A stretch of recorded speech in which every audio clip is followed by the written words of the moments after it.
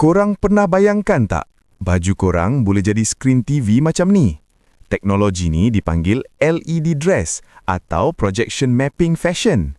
Dalam dunia fashion teknologi, baju ni boleh tukar warna, corak, malah animasi hanya dengan sistem komputer. Ada baju yang guna lampu LED kecil dalam kain, jadi corak boleh berubah macam paparan skrin. Dan ada juga yang guna projektor khas yang pancarkan visual terus ke baju. Sebab tu kadang nampak macam api bergerak, neon atau grafik hidup. Teknologi macam ni selalu digunakan dalam fashion show futuristik, pameran seni digital dan event teknologi besar atau konsert besar-besaran. Bayangkan masa depan nanti, satu baju saja tapi boleh tukar ratusan desain hanya dengan satu klik. Tak perlu beli banyak baju lagi.